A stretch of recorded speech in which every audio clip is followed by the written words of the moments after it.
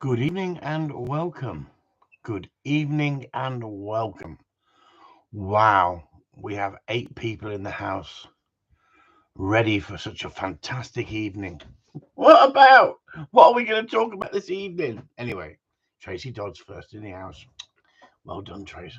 Frank Casey, Jeff Arroway, Denver Skinner, Gary Marriott, Steve Pace, Michael McLaughlin, Denver Skinner's not the tables Carlos. So good evening to you all. 8 people in the house. Well, what can we talk about? Sorry, I've not had a shave. Not had a shave today. Not looking my best. I've got a little bit of fluff on my jacket, on my top. Sue's in the house, sitting there. I said, "What am I going to talk about tonight?" And she says, "Well, you'll find something. You normally do. So ask me some questions, please." It's one of them evenings. Please ask me some questions. Questions about dogs. Questions about science. No, don't ask me anything about science. Honestly, don't you get bored? Don't you get bored with this now? It's the same old stuff, isn't it? Every week you tune in. Don't you get bored with it? Surely. There's athletics on telly. Athletics. Anyway, what am I going to talk about? I don't know. I haven't got a script. I haven't written anything down. I've not thought about anything today other than. No, I can't even talk about that. I can't talk about that. If I talked about that, I might get in trouble. Has the ninja tested you this week? How is Sean's dog getting on? Well, Steve, what's really testing me this week is that door between the kitchen and the toilet, because I find 5 steps at the moment an absolute nightmare. What the hell is my wife doing? She's poking a finger in a wine glass with ice in it. She thinks she's on the Titanic. No, not been out with Bob yet. Bob's coming later in the week because of my knackered knee, my knackered ankles. So it's just one thing after another lately, isn't it, with me? Honestly. Sue says I'm a hypochondriac. I don't even know what that is. What is a hypochondriac, Sue? Well, somebody that's no, you're not being out of contract this week, are you? She said I'm not being a hypochondriac this week. Normally I am, she says, but not this week. This week she gives me an excuse. Okay, I'll accept the fact you can't walk. Well, I'll explain to you why I can't walk. Because they gave me some tablets at the doctor's. And then they said, oh, by the way, you shouldn't be taking those tablets. With those tablets, it can have an adverse effect on some people. And I had have the adverse effect. So I get up in the morning, get out of bed, and I swear to you, I felt like that. Is it Douglas Barber? Is it? What was his dog called? Anybody remember what his dog was called? Anybody remember what his dog was called? Just Douglas Barber, isn't it?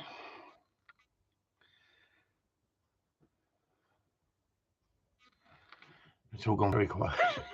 It's gone very, very quiet. Trigger, wasn't it? It's called Trigger.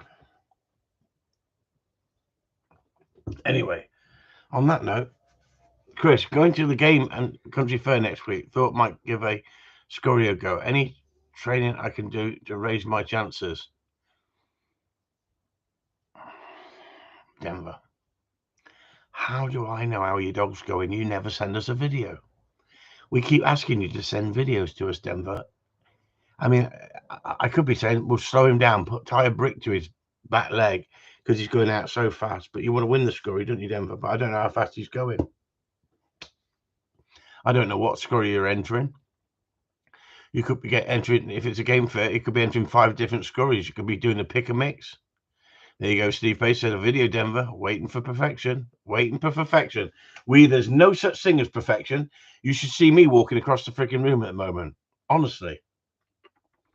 I'll tell you what, it's demoralizing. It's horrible when Thomas McNulty's in the house. Look, did you get hold of Ray, Thomas?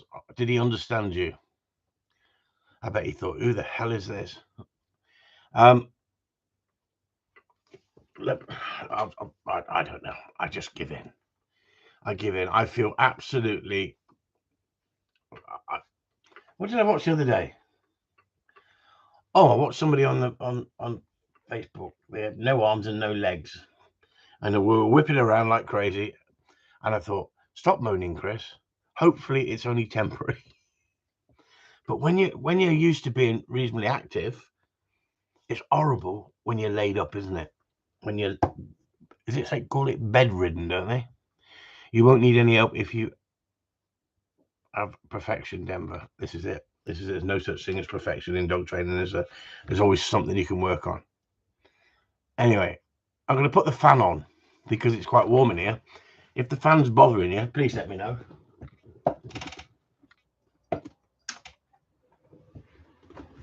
Can you hear it? Is it bothering you? Oh, that's better. Got a nice cool breeze now. Anyway, it's cooled down a little bit, isn't it? But guess what? It doesn't matter what the weather's like out there. I can't get out there training. It's not fair. It's just not fair. So anyway, my ankles are swelled up like twice the size they should be. All because of the tablets that the doctors put me on. That's nice of them, isn't it? So they said, yeah, but we sometimes have this reaction with some people get this reaction and other people don't. So I thought, well, fine, lovely. So I thought getting out exercising was the best thing you could do, not make you bedridden. Kerry says, evening, Chris. How is everyone getting their dogs fit for the season? Come on, then. Give your input. What are you doing to get your dogs fit for the season? You don't have to run them very much at the moment in this heat, do you? Here we go. Denver's giving excuses now. Been told that before you will never get perfection. But my personally is I want to get as close as possible. There you go. There you go. My son Ross and his young Springer bitch got fastest time on the long retrieve at Bass Game Fair at Ridley or a couple of weeks ago. Beat all the labs by nearly 3 seconds. Come on then, Gary. How much did it cost to enter, and what was the prize? For years and years, we used to go to all the game fairs and enter in all the scurries, and we used to get a real buzz winning the scurries with our dogs when the kids were all young. The kids were all of that sort of 10-year-old, 8-year-old, and 6 years old, and they absolutely used to love it when we used to go there with the spaniels and come away with a cup on the red. And the Cairn Terrier used to put the Cairn. We used to put the Cairn Terrier in it as well, and it used to be the highlight of the show when you put the Cairn Terrier out there. But they were good days. I remember them days. They were good days. We used to go to the shows, and we used to have all the people who live local, who wanted to keep the cup local, and then it was great coming away from the fair, wasn't it? So with the cups on it, and then they said, "You will return it next year, won't you? You will return it next year." And I think the prizes in them days, it was like £1 to enter, and the prizes were like £4, weren't they? And they get like 500 people enter, 1,000 people enter. Unbelievable. Easy money, innit? Easy money, scurries. Great fun, though. Yeah, great fun. Especially when Sue went over the hay bales. Pick-a-mix. Remember pick-a-mix? Remember we used to do pick-a-mix, didn't we?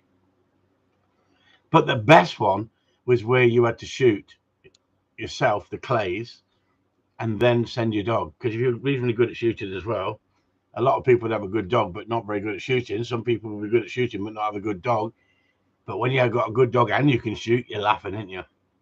Good fun. Good fun. Been dogging in for the last few weeks. Craig Thompson been dogging in for the last few weeks. I bet the Polts ain't very big, are they, Craig? I wasn't there, but he won a cut glass whiskey glass, Skinner's dog food, and vouchers for Sporting Saint. Well done. Well done. They were giving away a car at one point, weren't they? They've given a car away at one point for scurries. That was years after we did it, though, wasn't it? So. Oh, yeah.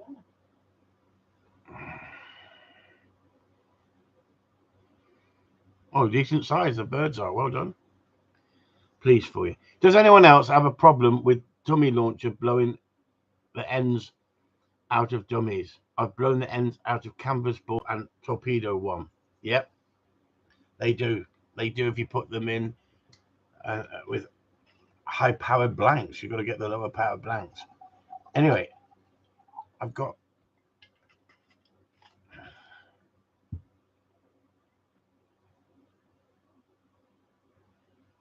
Who we got here? Oh, we got Bob coming this week, haven't we? Hopefully, he was supposed to be here today, but I've said about me knackered legs, and lucky he's here for until the end of the week, so he's going to come back at the end of the week. He wants to do the dummy launcher. I think he actually beat somebody with a dummy launcher, and he took money off him. Did he take money off you? You know what I'm talking about. And he wants to now beat me with the dummy launcher. I do love a challenge. I'm going to have to up the ante.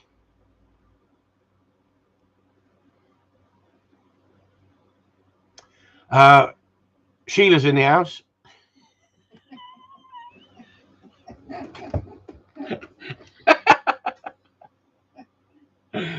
Shake your money. Stop it. Not Sheila. What time is it?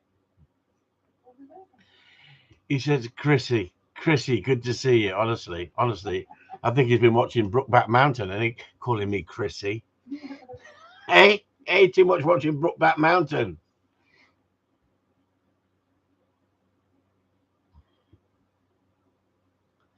If the O-ring is too tight, it can blow them. You can take the O-ring off. You can slip the O-ring back.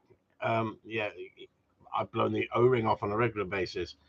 I don't think they're perfect. I think I haven't met one yet was perfect. Talking about a dummy launcher here, guys. Anyway, 27 people in the house. There's got to be something you'd like to talk about. Come on, testing their knowledge. You know, I replaced the O-ring on mine. And it's a bit better. Do you know if you buy the O-ring from Turner Richards or something like that, they cost an absolute packet. You go down to a hardware store and you put a new O-ring on them. And I find the O-rings sometimes they are so tight that they just don't give any leeway, do they? That's the problem with the O-rings. And I like to get a slightly looser O-ring that it's not quite so thick. I've even sanded them back in the past so they give a little bit more flexibility. Come on, don't talk dirty to me. Honestly, he's trying to talk dirty to me now. Look, honestly, I don't want to talk about those dogs. I don't want to talk about those dogs for a reason. I'm going to upset someone if I do. Right? And yet, do I love most things Italiano? Yeah, I do. But no. So what would you like to talk about? Come on. There's got to be something on here tonight. Because sometimes I sit there thinking, what shall I cover tonight? One of the videos I put up, and he won't mind, he sent me 3 videos and I clipped them together, and he wanted feedback. So I gave him feedback. Clumbers. Steve means clumbers. Positives and negatives of using dogging in for training. Stop it, Craig, honestly. Stop it. You're already out there doing it, aren't you? Positives and negatives for dogging in. I don't think there's a negative for dogging in. I think it's absolutely fantastic. I think that it's part and parcel of getting the dogs fit for the season. It's getting the dogs listening to you before you get out there on the shoots. Trusting the dog that you can stop it at a distance. Pushing the dog back long distance. Gaining confidence. So it's all positives, isn't it? I haven't given negative yet. The only negative is if you're going out before it's trained. If you put a dog on young poults before they're trained and they start catching them, you cause all sorts of problems. Simple as that.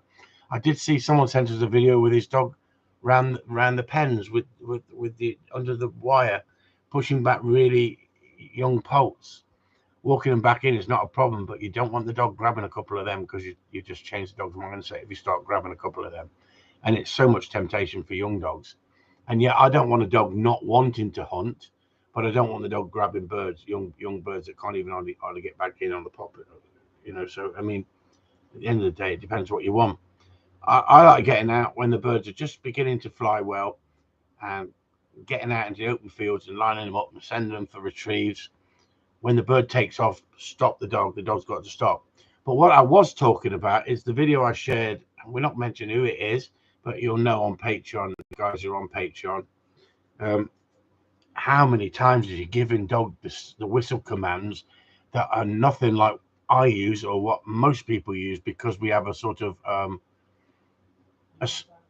sorry, Sue? Sue wants to say something. Hang on, everyone. Sue wants to say something. Sue wants to say universal. Sue wants to say universal language or universal pip pip on the whistle. So we have a code of practice, don't we? See that? I'll beat it to that. The code of practice. If I want the dog to stop, I blow one stop whistle. If the dog doesn't stop, I go out and make it stop. If I don't think it's going to stop, what's the point in blowing the stop whistle if you can't enforce it? It's as simple as that. So Steve says, I think you're right, Chris. He needs to learn the whistle commands properly and stick to the basics. Dead right.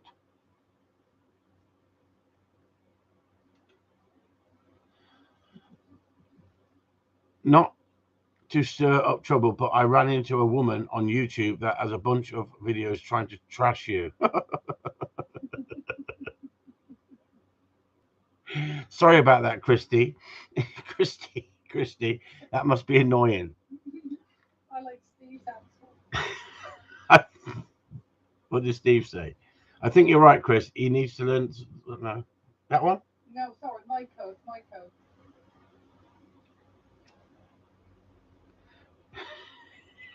He's not been around long. He's not. I wouldn't mind if the person knew what they're talking about.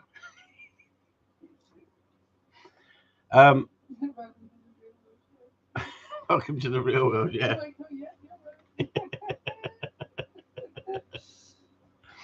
Yeah. I think it's part and parcel of life, isn't it? You're going to pick up crankies along the way, especially people from America. Stop it, you lot. Stop it. If you can't take it, don't give it out. That's what they reckon, isn't it? You can't take it, don't give it out. As simple as that. Anyway, it's amazing how many people get sensitive, isn't it? Because I called her. I didn't want to call that woman who he's talking about by her name and give her the highlight that she's looking for. I used to bring in different names for her. Can anyone suggest any of the names I used in the past?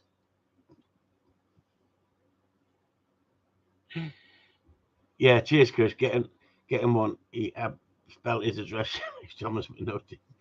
Thomas, yes, Chris, get him one. He has spelled his address to me, Thomas McNulty. Great. Macbeth. There you go, Denver. Macbeth. That was a good one, wasn't it? But that pissed her off as well because she told the police I was calling her Macbeth. Well, it's the Scottish play. We can't say Macbeth, can we? We ignore mongrels from Scotland, Steve. Exactly.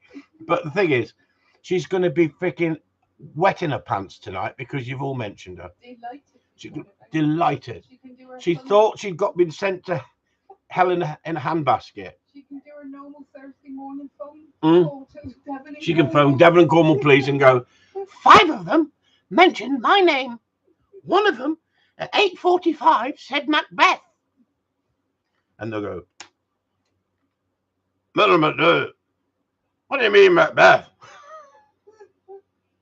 Let's blame the Yankee. That's it, snaring the shit. Hey, wants civil war again, doesn't he? Well, he did say not to stir up trouble. You're doing your job. He want bloody civil war, doesn't he? Hey? Us bloody redcoats. You got one lady completely delighted. She can phone the police. You've got the Devon and Cornwall Police going on. That's it now. That's it. I said, let's talk about anything, and here we go. Let's not even talk about her. She's not even worth it. She's not. Let's move on. What should we move on to? What about clicker training and dancing dogs? Clicker training and dancing dogs. The feel of the leash coming off the dog, that has to produce some positive chemical in the dog's head. What do you think about uncontroversial understanding of positives and negatives? I have no idea about anything to do with positives and negatives. I have no understanding of positives and negatives, and I don't even know what you're talking about.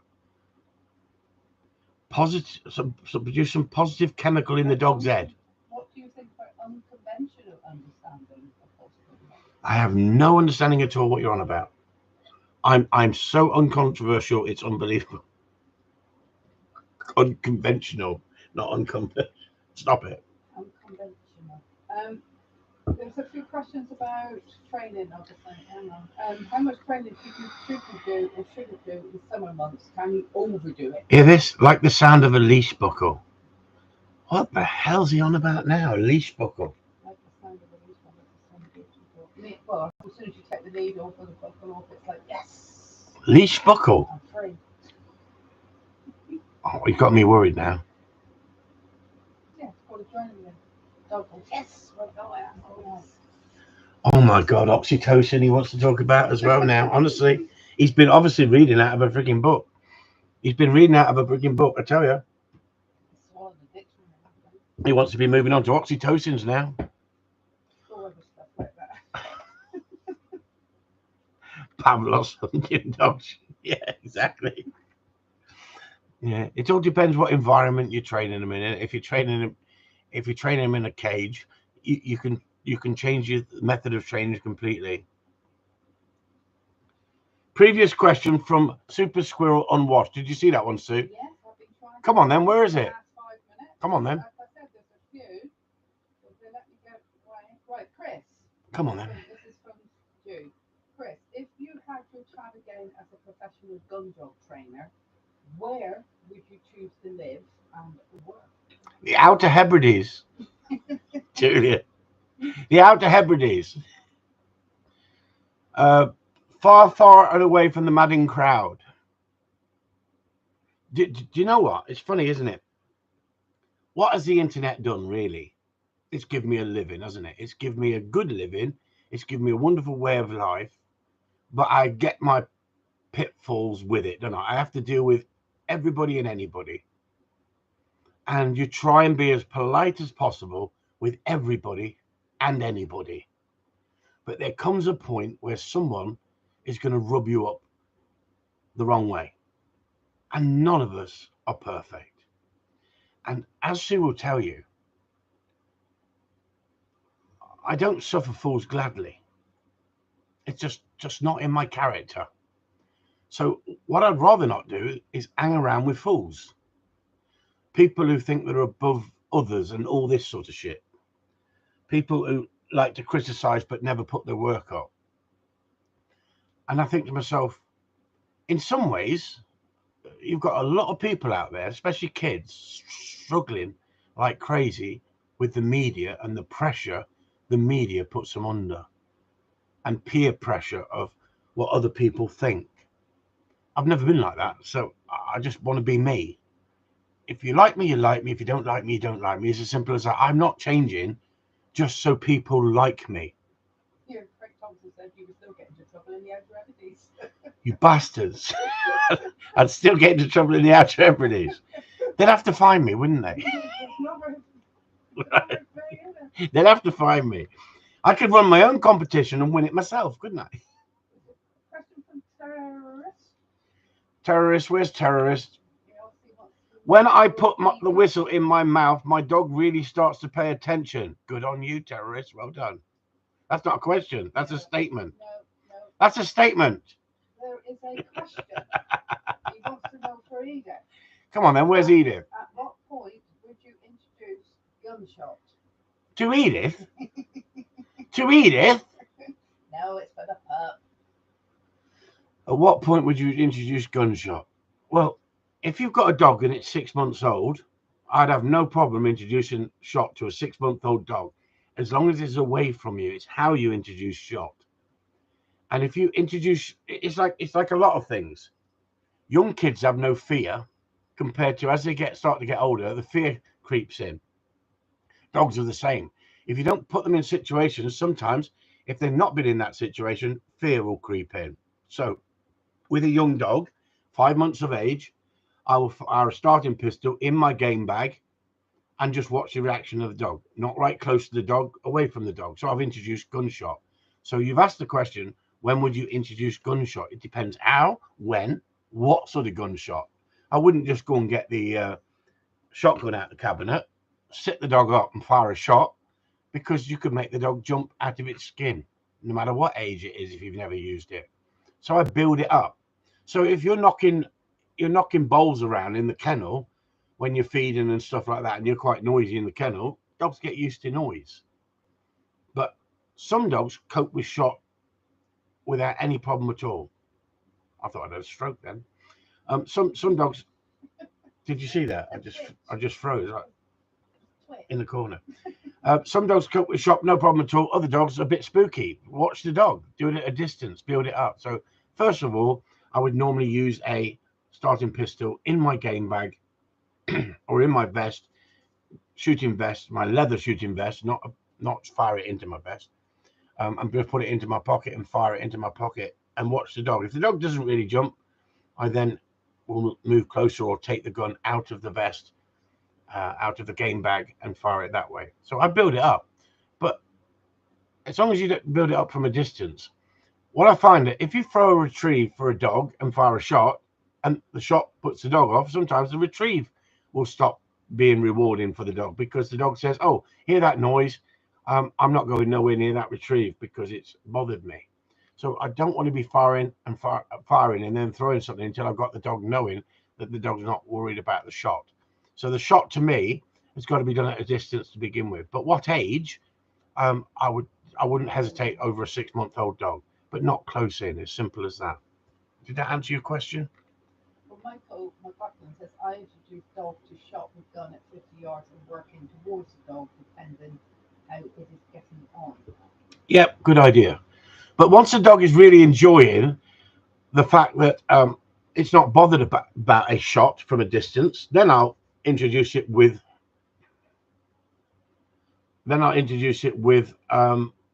retrieve, and I'll pair it with a retrieve.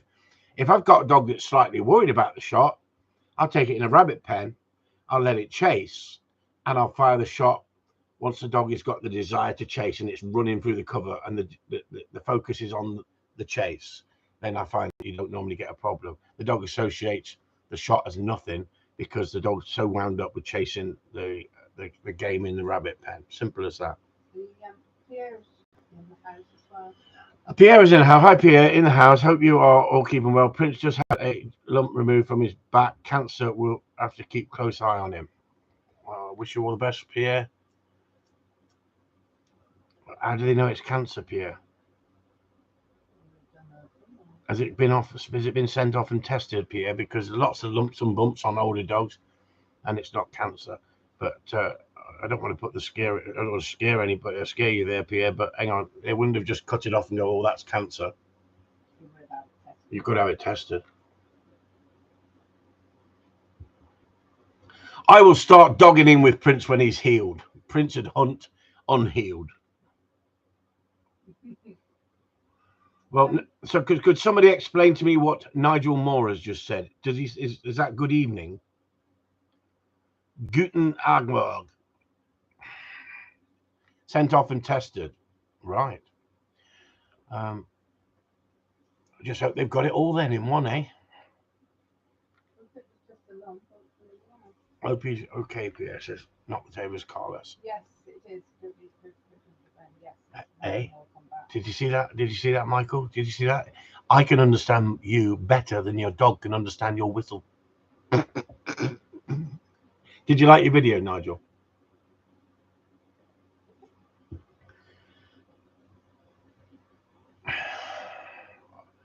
I'll tell you what. Have you ever seen someone win a trial with a German long-haired pointer? No, I haven't. I must confess, no, I haven't. I get some strange questions from over the pond, don't I? There's another one from Shay. It says he's trying to answer his question. Shay's asking a question on here earlier, is he? Well, he was doing the ones. Not necessarily the retrieve only. What am I? What I'm saying is that the sight of the ball itself could be considered a reward if it makes him excited, not necessarily the retrieve only. Well, that's exactly like tennis, isn't it? I think personally, Shay, you're analysing everything far too deeply. I think you just need to go back to basics. To be honest with you, I think you're analysing everything so deeply. You're confusing yourself slightly. This is, one of the best dog trainers in the world the world, not in England, in the world, said to me one day when I was asking him questions, a bit like yourself here, Shay. He said, listen, Chris, my dog can't shoot very well. So I do the shooting, I let him do the hunting. I think that about sums it up.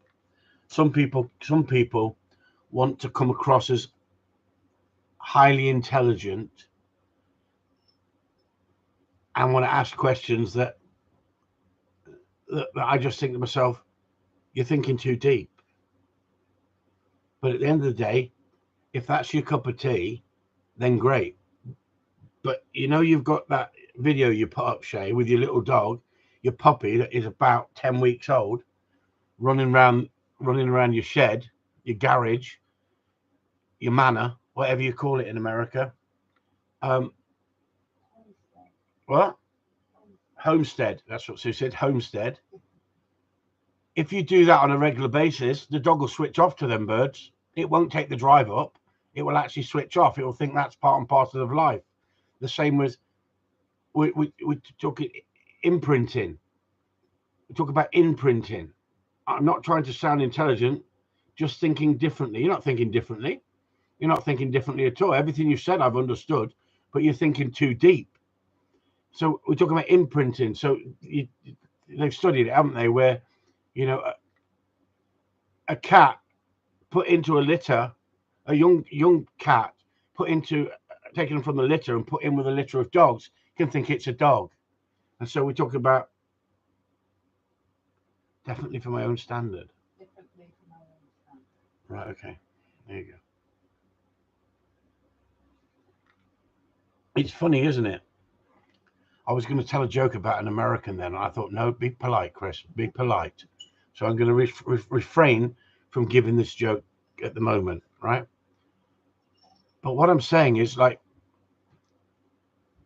oh, you've lost me train of thought now with all these freaking questions you keep throwing at me. Definitely, how many times do I put a dog in a hedge? A couple of times to tell him to wise up. Then he hits the next hedge 90 miles an hour and bang, up goes the bird. Let them on. Exactly, Michael. It's amazing, isn't it?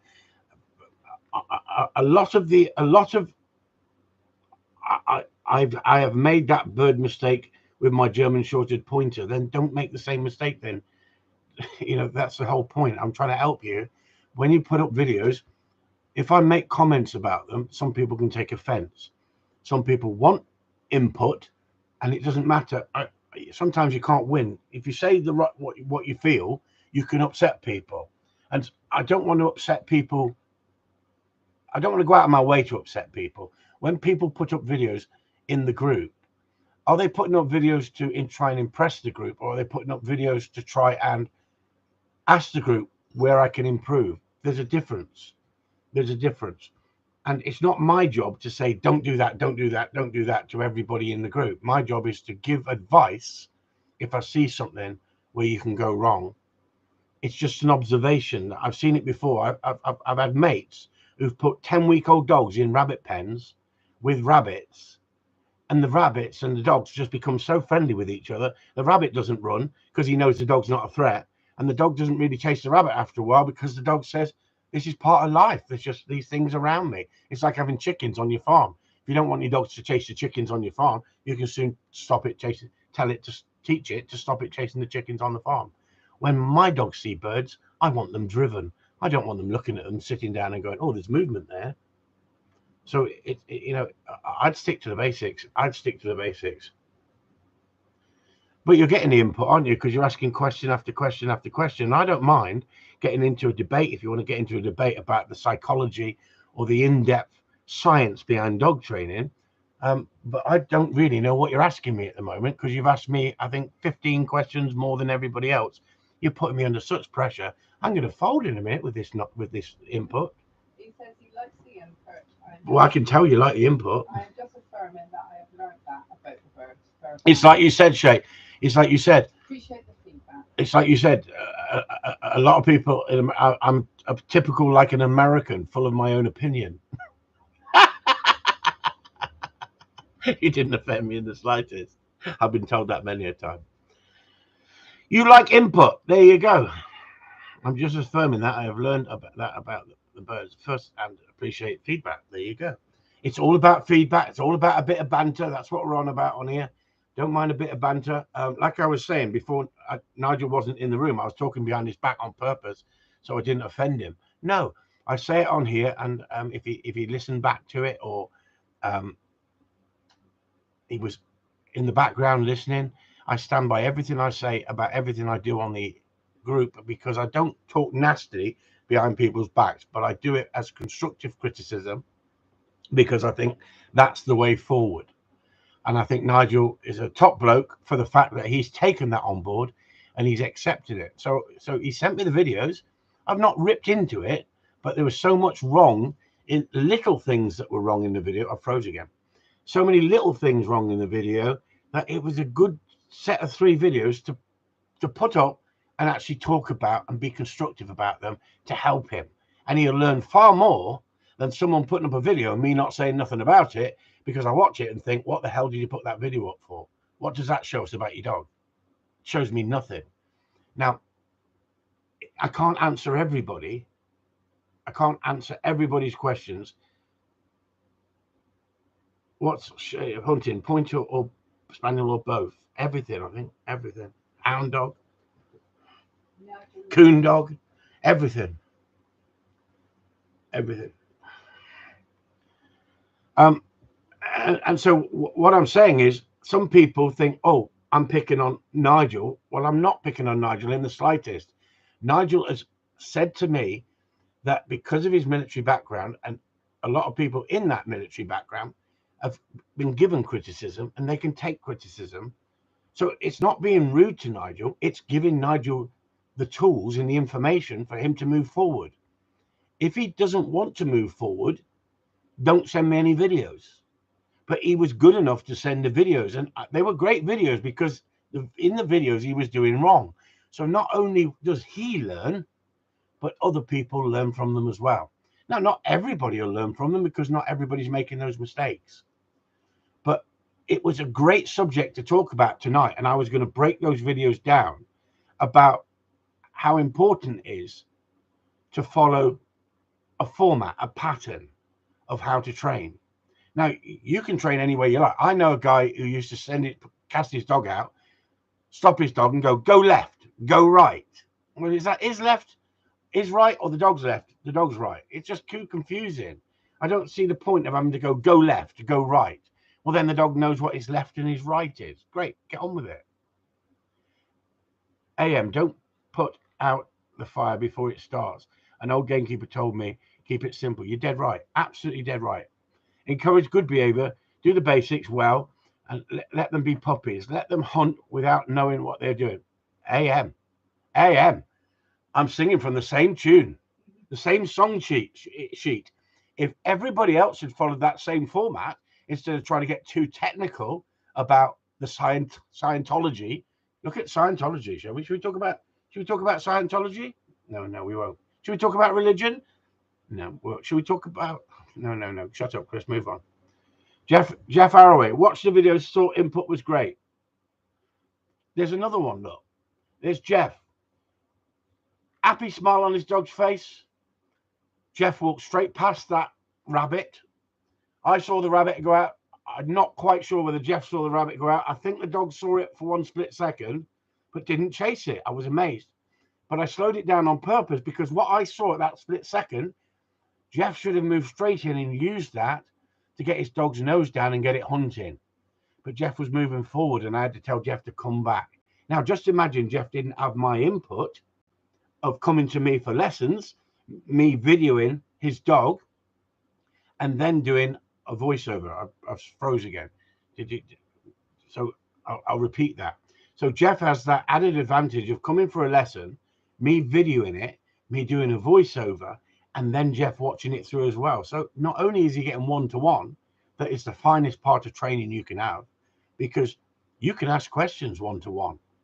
If you're asking questions all the time, I'm going to tell you to shut up and concentrate on doing what I tell you to do and watch the videos, because I'm straight talking.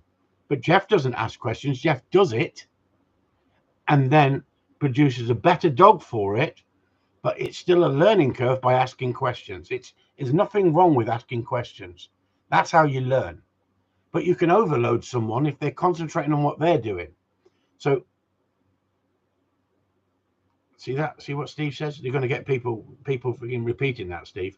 A good smelly seat. The dogs love it. Stop it, Steve. What are you on about?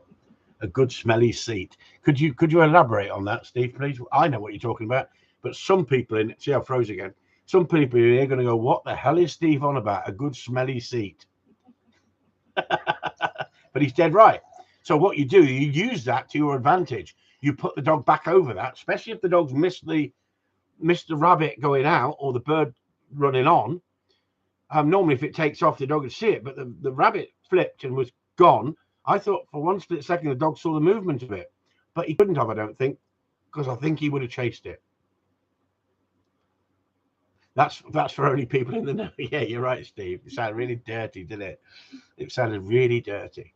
But what I'm saying is, it's not that we got some great videos from people like Steve. People, we got people in the group who put up some great videos of advanced training, more knowledgeable training that are great for people to watch. They learn from, is it?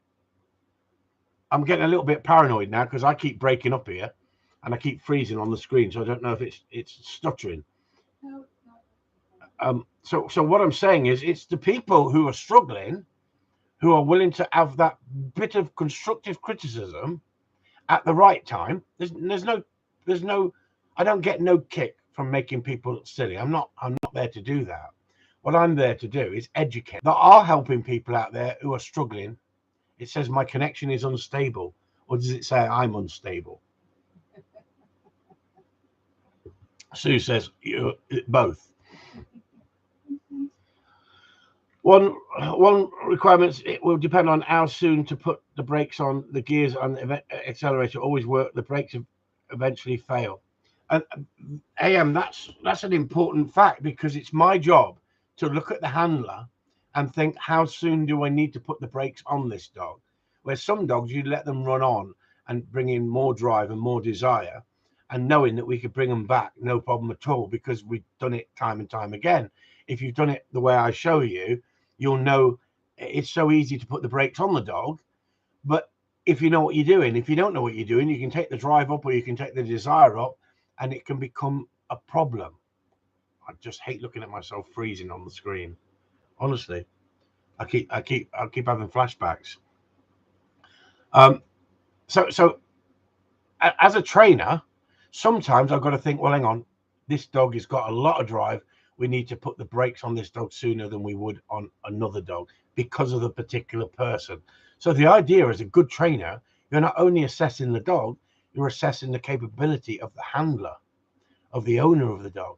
And so you're going to pair them together so it works really well. And that's really important. I think that Shay was going on about a lot of stuff earlier on. And, by making a driven dog sit before a retrieve, can you bring the drive for the retrieve up? Yeah, you can. Yeah. By making a driven dog sit before the retrieve, can you bring the drive for the retrieve up?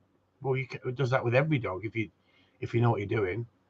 But the idea is, a driven dog, you don't allow a driven dog that you've got to put more control into the dog. It depends on whether you can handle that dog with drive. I sold Wiz. You've all seen Wiz. I sold Wiz to an 80-year-old bloke 4 years ago. He paid me a lot of money for the dog, and I said, listen, it's more important that the dog goes to a wonderful home than the money to me. If you're not happy with the dog, I'll give you a month. He gave me a demonstration with his two older dogs, and they were of nice standard. And I wouldn't say this to everybody. I said to him, if you're not happy within a month with this dog, I will give you your money back, as long as you don't ruin the dog. I froze again. I don't know if I'm freezing or what. I said, I'll give you 30 days. If you're not happy, bring the dog back. I'll put the money in the safe, and I won't bank it, and I will give it you back if you're not happy. 29 days went. He phoned me up and says, can I bring the dog back? He's talking about Wiz. He bought Wiz off me. I'm not going to say how much he bought it from. It was a lot of money. So I said, yep, no problem. It just froze on the screen. So I said to him, when he came back, I said, can I ask you one question? Here's your money back. What made you bring him back? He said, I've never had a dog that will hunt like he hunt. He made me dizzy. That's Wiz, a mid-paced dog, a lovely, well-trained dog. You all know he's well-trained, but a mid-paced dog. I keep telling you, Wiz is not a gladiator. He's a mid-paced dog. Most people would handle him. He's such an honest little dog. He's a pleasure to own, but he's not a gladiator. It all depends what you want. With what Shay is doing with that little puppy in his garage, in his shed, whatever you call it, in his, what do you say, small holding? No, what do you call it? She'd say something. Homestead. What he's doing with that dog, some people do that with them and no problem at all. But I don't do that with them because there's no need to do that with them. If I did that with mine, mine would grab that bird. Mine would grab that bird and bring it back into me. As simple as that. At the end of the day, horses for courses. You've got to do what you want to do. It's your dog, your life. If you follow somebody, it doesn't mean you've got to follow them from word to word. Yeah, look, he did grab it and bring it in. There you go.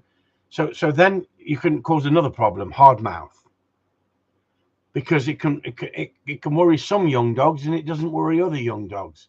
But do I give young dogs live game? I can't say because I live in England. If I tell you what I do in England, someone's going to complain.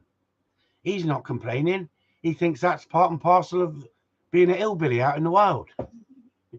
Because in America, they do things that we don't do and they publicize it. Things that we may do, but we can't publicize it. That's why I didn't get on with that film, Brokeback Mountain. I was not impressed with that film. You can call it love, you can call it what you like, but I was not impressed with it. Call me old-fashioned. Call me old-fashioned. Sue called me old-fashioned. She would love to sit down and watch two blokes frolicking on the settee together, wouldn't you, Sue? She's gone very quiet now, hasn't she, everyone? She's gone very quiet.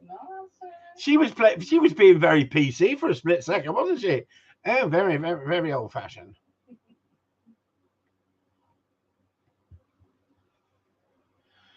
Would you agree, Chris? Put them away when they want to go on. Sometimes, yes. Sometimes it depends in what stage of the training they are. You're better off. I was trying to say this to our German friends. Well, they're English, aren't they? But they live in Germany. I was saying this about using the place board. Just because the place board, all of a sudden you're getting results from using the place board. Don't overuse it, else you'll bore the dog shitless. It's the same as it's the same as shooting over the dog. Oh, I've shot over the dog and he went brilliant. It doesn't mean he's going to go brilliant the following day. The next time you take him out, the first time you took him out, he might have not known what it's all about. Then when you do take him out and he goes, I think I know better, then he's going to push boundaries. I've never met a dog that's been perfect from day one right through his life. It's all about education. It's all about training. Denver. Did you hear that, Denver? Sue said Denver. Short to the point training sessions keeps the dogs keen as mustard. Yes, you're dead right, Steve. You're better off putting the dog away for a few days if you're struggling than trying to persist in sticking to the same repetition. Sometimes you address something else. Go off and work on something else if you're struggling in that area. It doesn't mean don't go back there, but don't create confusion. If you keep things simple, I think dog training is simple. The more elaborate you become, a good trainer, a good top trainer sticks to the basics, sticks to the fundamental basics. As simple as that. Like Steve says, a break is as good as the rest. Mix up the training, as Pierre says. Yeah.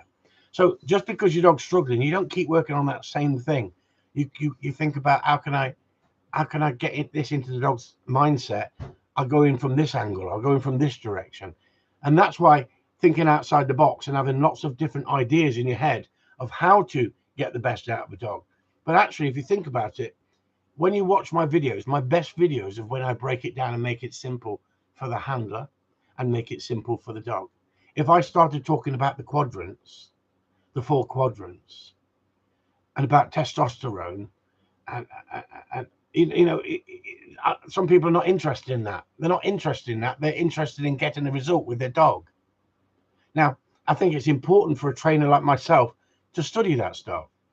But the more you study about science, the more confusing I think it becomes, because science is only theory until proven. And then somebody proves science is wrong. Look at all the things that they've proved is wrong with science. Now, I'm not knocking science in a big way. I think it's good studying, but you mustn't manipulate it to suit your own needs, your own means. And so science, I love the science behind dog training, but I think too many people need to work, they forget about the hands-on and keeping it simple. And I think that was the importance about that video I put up today. And, I want to thank Nigel and people like Nigel, because without those videos, people wouldn't see the simplicity of it when you break it down. The same as Jeff. Jeff is looking around at the dog, and I'm thinking, what's he looking at? I can read the dog, and I can read the movement of the dog and the time of the dog and what the dog's going to do next before Jeff can. Only for one reason. I've done it for years. I can read the situation before it happens. The difference is if someone was working with a furnace, really hot furnace, and doing that sort of job, I'd end up getting burnt when he'd be standing back saying, don't stand there, don't do that, don't do this. Because he's done it time and time again and watched people make mistakes or gone down health and safety route. Where me, I'm thinking, if I just whip in there and put that in there, that's how people die, innit? It all depends on what you do for a living. If you're a good carpenter, I can appreciate a good carpenter. If you're a good brickie, just block work. Anyone can do block work, can't they? May not do it as quick as a brickie who's been doing it for years, but most people can do block work. But it's the master craftsman that I like. It's that extra, that finesse. Somebody put them on a log cabin and doing it properly. It's majestic to watch. Me, I'm a cowboy in most things I do. Some people even think I'm a cowboy as a dog trainer. So that's back to that American thing again, isn't it? Really, I'm just a cowboy. There you go. Fitting well. Hey? Fitting well with a big hat, big belly, and big boots. I'd be all right with a donkey at the moment. Anyway, 53 minutes. Any more questions? There must be something. AM, I would agree. Little and often, not just at the weekends. If it goes wrong, don't fall out with them. Try again tomorrow. Do you ask the doctor about the science, or do you ask him about the cure? There you go, Michael. Good answer. Good answer. Likewise, read the situation. There you go. The video's good and educational, Thomas McNulty. Thank you, Thomas McNulty. So did you get hold of, he did say he got hold of, yeah. He said he was very friendly, Ray. He's a lovely chap, Ray, yeah. That's where I want to be. I want to be as good as I can be. I'm just excited to work with dogs. There you go. That's great. You need that attitude, don't you? If you're excited to get up every day and work with your dogs, you're going to put more effort into it, innit? But I find that one of the biggest mistakes people do, they put too much into one dog. And sometimes you're better off with 2 or 3 dogs, as long as you've got the facilities and your missus will let you. A lot of people I know have to ask the missus everything. Can they do this? Can they do that? I don't have to ask the missus for anything, but at the moment, I'm so reliant on it, it's unbelievable. Honestly, I have to say, Sue, can you get me a cup of tea, please? I can't walk.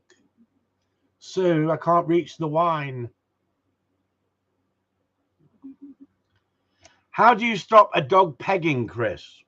How would you stop? Blow the whistle. Blow the whistle. But I tell you, AM, I bought a beautiful dog and I won with him.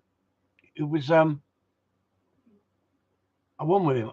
I had him off a panel judge, black and white dog, came from Norman Blakeney, and I was walking through the woods and I could hear this dog screaming, and I looked down and the woods I was walking through with my dogs, and there was this guy frying the shit out of the dog for pegging birds. And when we say pegging, let's explain this, because there is a sexual term for pegging. Yeah, 'cause Shay says, what is pegging? Yeah, don't tell Shay. Whatever you do not tell Shay. What is pegging? Not Brookback Mountain. Don't tell Shay. Whatever you do, don't mention pegging. He'll be saying all them Brits are pegging, right? Anyway, so pegging. Let me explain. Pegging means where it's grabbing a bird instead of stopping and flushing it. Leave it, says Michael. Leave it.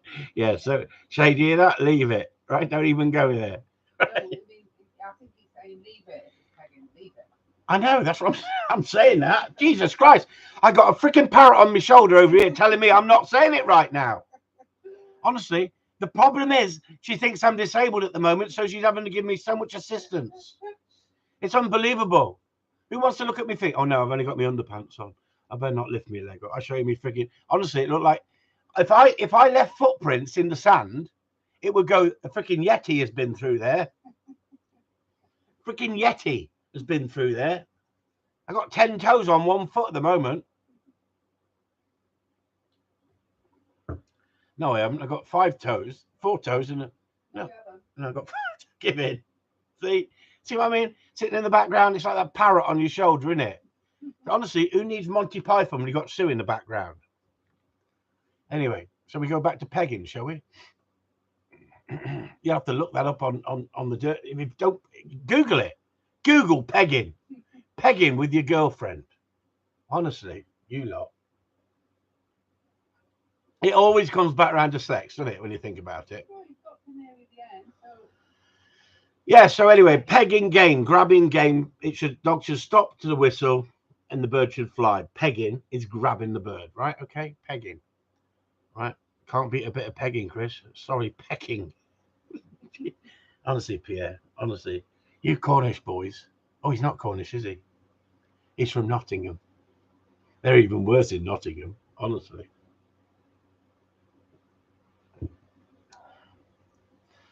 Anyway, where was it? How would you stop? You blow the whistle sooner than before the dog gets to the bird. As simple as that. The stop whistle is the most important thing. So you encourage the stop whistle. But what I was talking about is he was zapping the dog on the e-collar really high, old-fashioned e-collar. It needed a battery pack. When the battery is half down, there was half the power in the collar because technology wasn't there in them days. And so he was turning it right up, and I could hear this dog screaming in the woods. And I said to him, "Hang on, that ain't right." I said, "You're gonna frighten the shit out of that dog. That dog's gonna be shit scared to do that. What you really want it to do is flush game and stop. A good contact flush is what we're looking for. If you look out, I put a video up about the American video that I put up where the dog went in with a good contact flush. Contact flush is this, right? So it's straight in, right? You don't want this and then stop. So you see his movement, the dog shouldn't stop. The dog should go in, but the dog should stop on the whistle, or the dog should stop on the flush. Now, what's really important? A young dog stopping on the flush or a young dog stopping on the whistle? What's more important? A young dog stopping on the flush or stopping on the whistle? Come on, tell me. There's enough of you in here. There's 26 of you in here. Let's have a reply then. Stopping on the flush. Come on, keep going then. Keep coming. Just one person's going to answer the question. Come on. I could have given a squirrel skin away at this rate.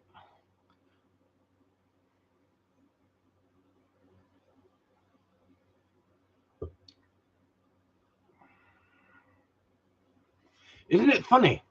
AM has been giving out some fantastic advice tonight, and yet he said stop on the flush. When for a young dog, it's stop on the whistle. If you start stopping a dog on the flush, a young dog, you can make it sticky. You can, hang on, what's going to go, what's sticky? Sex again, it's about sex again, sticky. So at the end of the day, I want a young dog to to stop on the whistle. So when it goes in for that contact flush, it goes in, bang, up goes the bird. I blow the stop whistle. I want the dog to stop on the whistle. Eventually, I want the dog to stop on the flush. So as the dog goes in, bird takes off. I want the dog to stop automatically. But first, I have to teach the behavior. If I don't do it that way, I can make a dog sticky because it's scared to go in on the flush and have a real contact flush. In America, they really like a good contact flush. I love a contact flush. I think a contact flush is so important. It means the bird has to take off fast, has to get away fast. If a bird is taking off quick, it's going to climb faster. It's going to be more sporting. It's going to be more of a shot. So I encourage a dog to go in and have what we call a hard contact flush. I've been to competitions before, and I've seen dogs in competition. As soon as they see movement, they stop. That's not the job of the dog to stop on movement. The dog is to stop on the flush. The dog is to produce the bird. If something is moving in front of the dog, I don't want a dog chasing it, but if it comes across it and it's sitting tight, I want that dog to produce that. Okay, says Michael McLaughlin. Good question. The young dog is quicker than the bird, or go on then, Susan, read that one out to me, please. Oh, good. Oh, okay. Okay, good question. What if the young dog is quicker than the bird, or you on the whistle? We beat you both to it. Well, it shouldn't be, should it? You should be quicker on the whistle. If the dog goes after the bird, and it depends how young it is, doesn't it? I will blow the stop whistle. The dog's got to stop on the whistle. If I give the command, the dog's got to follow the command. You shouldn't be on the bird if the dog doesn't know what the whistle means. The whistle means stop. The whistle should always be in your mouth, as Sue said. Give a little whistle. It's all about timing, if you think about it. But if you produce a dog with a good contact flush, you'll have more of a driven dog. If you produce a dog artificially to stop before the bird takes off, or before the move, when it sees movement, you're not going to have a dog that's got a desire to have that extra bit of buzz, that extra bit of drive. Now, in competition, ideally, what you want the dog to go in hunting hard. You want to hit the seat, up gets the bird or the rabbit, and you don't really want to blow the stop whistle. But you don't get put out of a trial if you blow the stop whistle. But you get put out of the trial if the dog doesn't stop. It's as simple as that. That means you haven't read the dog or your timing is out. Yeah, I agree. When working prints on the head, as soon as the flush goes up, I will stop him on the flush. Yeah. But how many times you want a runner and you send the dog down the hedge on a runner? The dog's not supposed to stop on movement. The dog's supposed to stop on the whistle. If you stop the dog on the movement, or the dog stops automatically on the movement because you've overtrained, that's what a lot of people do, then you can confuse your dog. Your dog can think, I'm going to be in trouble. The dog's not going to be in trouble if it's got to stop when I blow that whistle. That's why the whistle is so important. After a while, your dog will stop automatically. Simple as that. I guarantee that I could probably go out with Wiz and do it on a regular basis. Listen, don't talk to me about meat, Shay. Please do not talk to me about meat in America. Everything is big and everything is useless. Give me quality meat all day long. Ribeye or prime rib. You've not mentioned fillet. See, it's not all about size just because I'm a big lad. I know I'm valuable.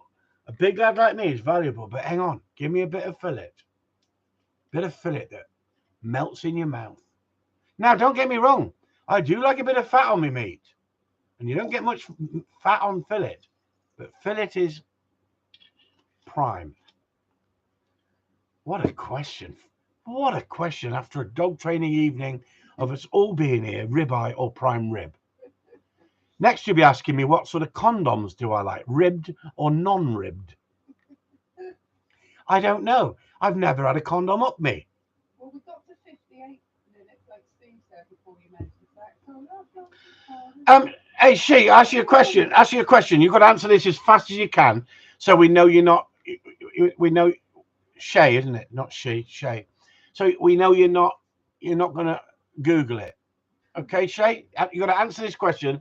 Everyone else, is it with chips? What, the condom? Hang on. Hang on. Listen, this is for Shay, everyone. Could you all stop typing for a split second? He's got to type as fast as he can. Shay, you know, if you went to a party and you got absolutely pissed and you woke up in the morning and you had a condom hanging out your bottom, would you tell anyone? He's having to Google it, look. He's having to Google it, look. No, Pierre. Freaking hell, what party do you go to, Pierre? Shay would tell people. Jesus Christ. Pierre said no. Pierre, do you want to go to a party?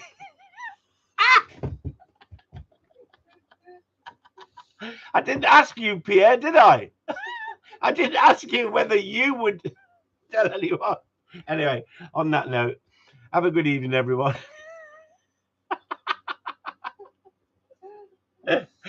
And don't lose sleep thinking about the condom. Whatever you do.